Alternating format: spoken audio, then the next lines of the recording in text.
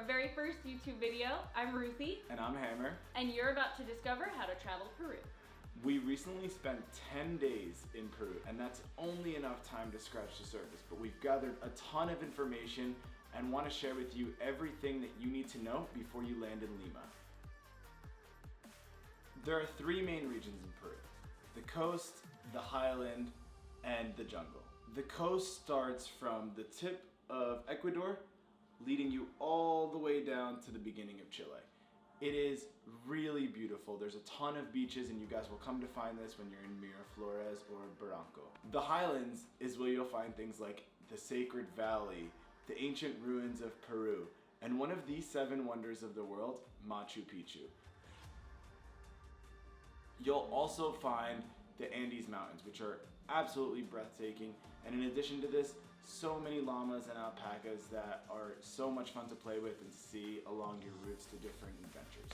The jungle is the largest region in Peru. We only got to spend time in the coast and the highlands, but we are really excited to go back to spend a lot more time venturing deep inside the jungle and going on many more adventures throughout the highlands and also checking out the coast once more. Peruvian currency is called soles. 1 sol is about 30 US cents, so $1 US is just over 3 soles. This is what you can expect to pay for some everyday items. This is what you can expect to pay for a Big Mac. This is what you can expect to pay for a great time. This is what you can expect to pay. The most common language in Peru is Spanish. However, if you go to the cities like Lima and Cusco, you are more likely to find some English speakers that can help you along your way. In the highlands, you're also going to find some people speaking languages that are very different from Spanish. One that we became familiar with is called Quechua, and this is the living language of the Incas, and it's what a lot of farmers and natives from the Cusco region and the highlands area in general will speak, as it was a language that's been carried around for hundreds of years. Peru is very well known for its food. As you'll see, it is one of the food capitals of the world, and in Lima there is so much to eat, and in fact has the 3rd best restaurant in the entire world. So if you're looking for an experience, and if you're a foodie, I would highly recommend that you check out this restaurant called Central. It's about $175 for a 17-course meal in which the chef takes you on a journey throughout Peru within each plate.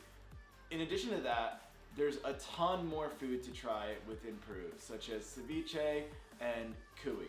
Cuy is actually guinea pig, and it is one of the delicacies in Peru. So you'll find this in Lima and in Cusco. And if you're adventurous, I would highly recommend that you try this. It is really yummy. If you guys are looking for something that is more affordable for a quick bite, I would recommend La Lucha. It's a chain and has some of the yummiest steak sandwiches I have ever had, and really, really good juices to just get you through the day. The most popular drink in Peru is pisco. It's really good, and locals will tell you that Peru invented this drink, whereas if you talk to a Chilean, they'll tell you that they actually invented it. Regardless of who invented it, it is really good. So definitely recommend you guys try the local food and the local drink while you're in the country of Peru. For budget travelers, you're mostly going to look at Airbnb and hostels. In Lima, there's 2 main areas that you'll want to stay in. They're called Miraflores and Barranco. We stayed in Miraflores, but we absolutely loved Barranco when we were walking around there, so we would have been totally fine staying there also.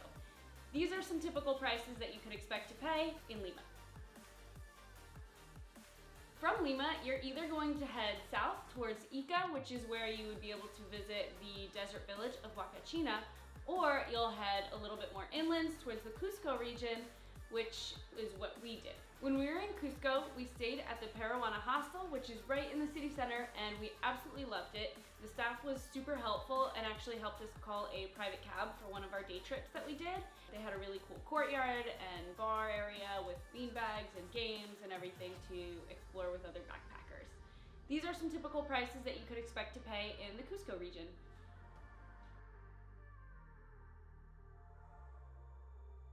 There are so many adventures that you'll find in Peru. During this video, we're going to talk about 5 adventures that we went on, 2 of which are in Lima and the rest are in Cusco. In Lima, there are so many things to do, like walking throughout the city streets, going to the parks, checking out art galleries, or going to a secret ruin that is located in downtown Miraflores. We'll link the location below. Outside of this, the most adventurous activities that you could do within Lima and in the surrounding regions are surfing or heading over to Huacachina. Surfing is a ton of fun, and you'll find that in Miraflores there's a big surf community.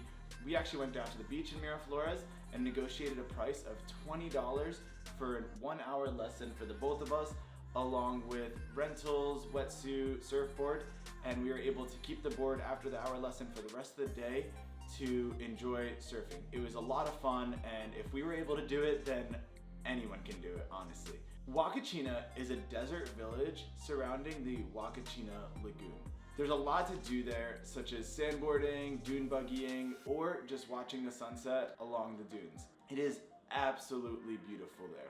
From Lima, you can take a 4 to 5 hour bus ride to the city of Ica, and from there, a 10-minute cab ride to Huacachina. This is something that you can do with a tour group, but it will certainly increase your cost. We didn't get the chance to do this while we were in Peru, but this is something that we really look forward to doing the next time we go back.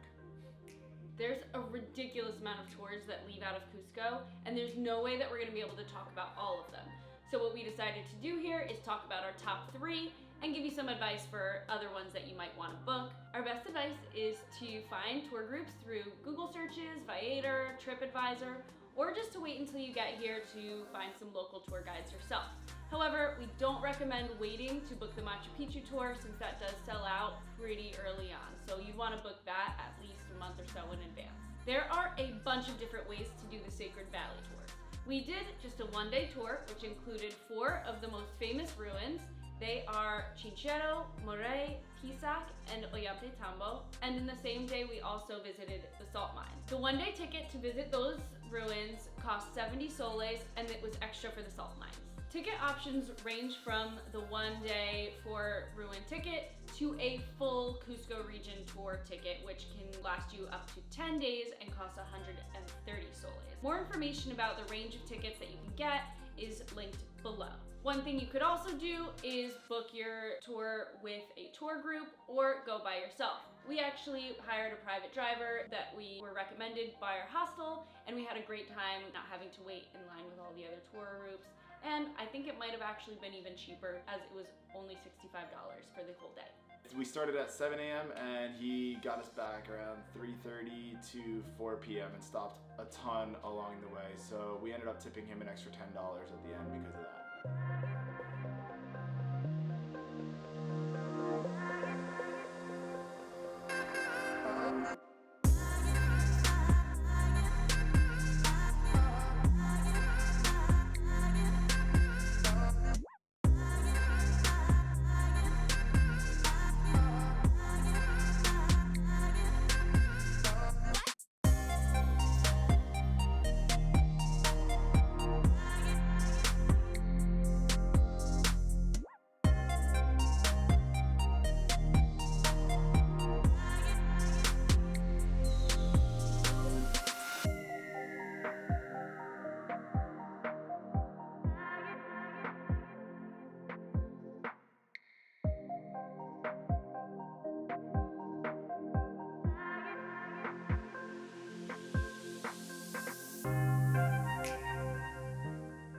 The Rainbow Mountain hike typically starts at around $60 per person, but it can vary a little bit, and that'll depend on the type of transportation, whether or not lunch is included, the quality of your guide, the size of the group, and whether or not you see the Red Valley, which we 100% recommend that you do because it'll be like something you've never ever seen before.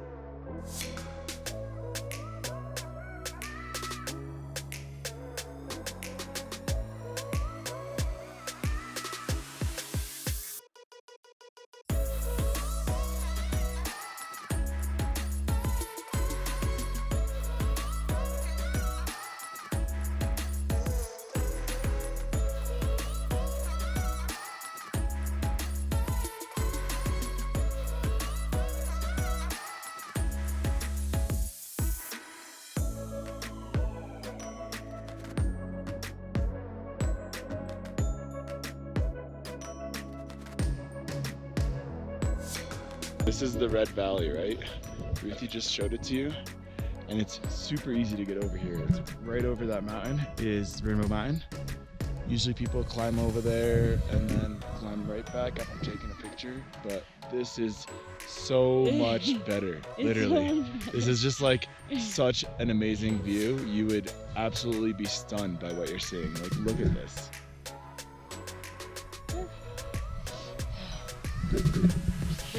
Spring cocoa leaves. Yeah, yeah, it's gonna be pounding. But definitely a breathtaking view.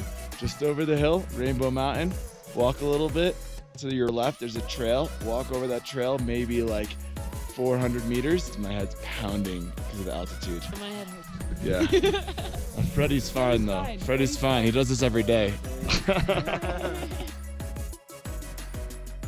Definitely the highest we both have ever been, but the view on the way down, still breathtaking in case you were wondering.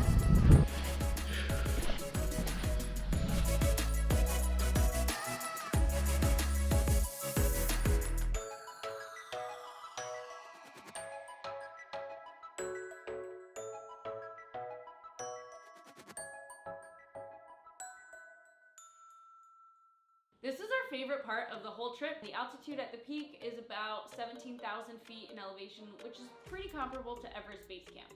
So come prepared for the altitude and the elevation gain, but also be aware of and respectful towards the locals, since there is some unrest due to the really large amount of tourists that are spilling into the area every single day. Trips to Machu Picchu vary a lot, and we highly recommend that you book this early. There's many different ways to get to Machu Picchu, one of which is to take the train from Cusco to Aguascalientes, and you can do this with Peru Rail or Inca Rail, and it's about $90 each way. From there, you can either hike all the way up the Inca Trail around 1,400 steps to the top of Machu Picchu, or you could take a bus up for about $10. The other way to get to Machu Picchu is to go on a guided trek, and these vary a lot. There are 1 to 4 day treks, there are treks where you camp along the way, or treks where you stop in towns and stay at hostels or hotels. There are treks where you walk all along the Inca Trail, or there are treks that you walk along another trail like the Salcantay. These are very different, and depending on which one you go with, you may or may not have to train a little bit more prior to going, because hiking a lot, especially at high altitude, will get to you. We decided to go on a hybrid. It was a 4-day trek to Machu Picchu, and it was an adventure trail which included hiking, biking, whitewater rafting, and zip lining.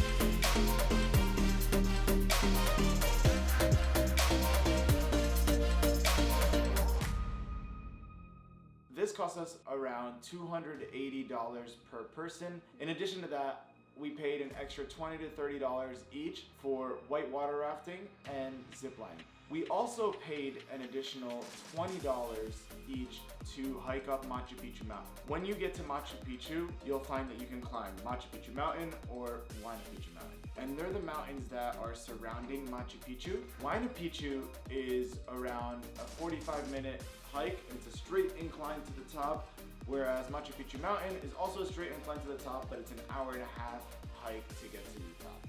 Both are beautiful, and we highly recommend you go with the one that is at your skill level. Obviously, if you've been hiking for the past 4 days to get to Machu Picchu, you're gonna be very tired. So you might wanna go with Huayna Picchu because it's a bit of a shorter hike, but if you're crazy like us, you're gonna go with Machu Picchu Mountain even though you're dead tired after having hiked 4 days and hiking all the way up the Inca Trail. Machu Picchu itself is just so breathtaking, and it is one of the most magical experiences that we've ever been on. Do not skip out on this. Go check out Machu Picchu. If you can, take either an adventure trail or the Inca Trail to get there, because it will just make seeing Machu Picchu that much more special. In terms of getting back from Machu Picchu, there are a couple different ways. If you got there by train, obviously you would have bought your return ticket. If you hiked all the way to Machu Picchu, we recommend that you book a train back to Cusco, which is around $90 with either Peru Rail or Inca Rail. If you're looking for a budget option, there is an option to get back to Cusco for about $10 US, but it involves a lot more trekking. It's about a 2 to 3 hour trek along the train tracks towards the hydroelectric. From there, you'll be able to take a bus back to Cusco. There's a million more things that we wish that we did in Peru, and a million more things we wish we could share with you, but I think that this is a really great start for you to plan your trip. Below, we have linked a lot of tips and tricks for traveling to Peru, in addition to the tour group that we booked to get to Machu Picchu. If you enjoyed this video, be sure to like and subscribe, and let us know if you want to see more videos like this. Thank you, gracias.